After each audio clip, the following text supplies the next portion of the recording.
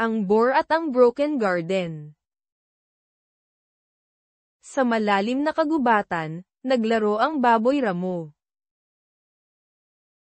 Mabilis siyang tumakbo sa pagitan ng mga puno at mga palumpong.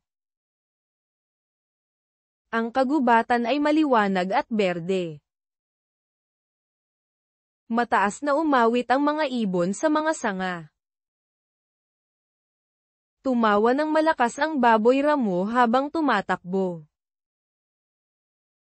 Malapit sa kagubatan ay may maliit na lawa. Maraming hayop ang naninirahan sa paligid ng tubig. Tumalon ang mga palaka sa malalapad na berdeng dahon. Nagpahinga ang mga pagong sa mainit na patag na mga bato. Mabagal na lumangoy ang mga pato sa lawa. Malapit sa pond nakatira ang isang kuneho.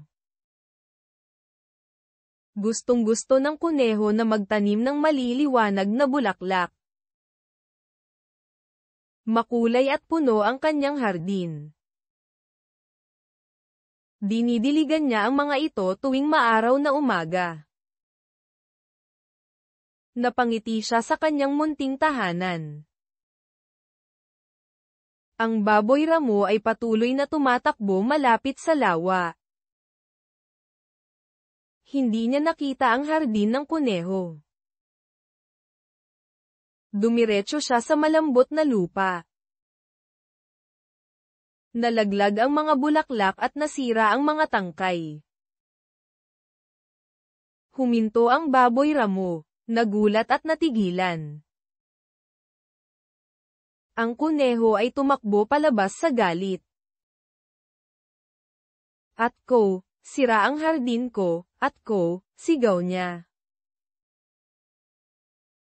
At ko, sinira mo ang mga bulaklak ko, at ko, sigaw niya. Ang baboy Ramo ay tumingin sa ibaba na may pagkakasala. Mabigat at sobrang lungkot ang nararamdaman niya.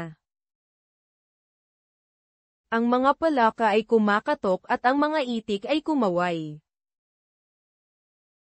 At ko, Boar, mag-sorry kay Rabbit, at ko, sabi nila.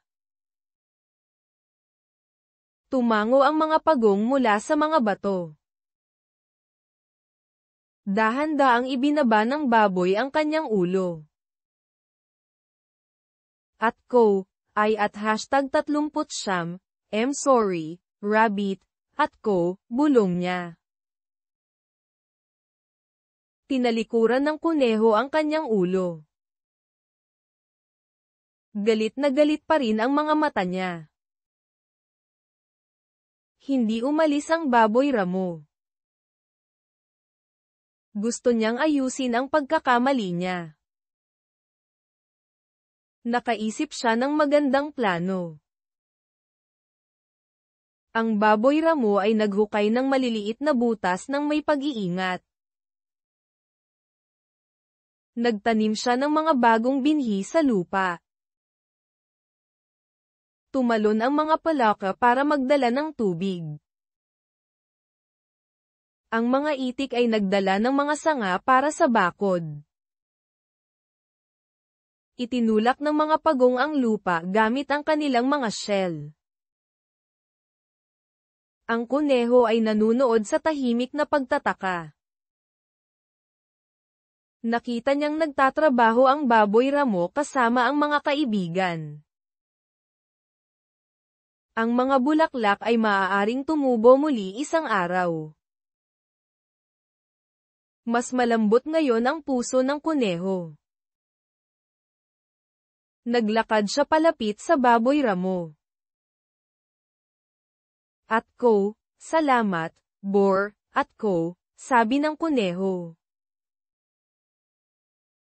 At ko, pinapatawad na kita, maging magkaibigan tayo, at ko. Ngumiti ang baboy Ramo na may nagniningning na mga mata. Naghiyawan ang mga hayop sa lawa sa paligid nila. Magkasama silang naghintay na mamukadkad ang mga bulaklak.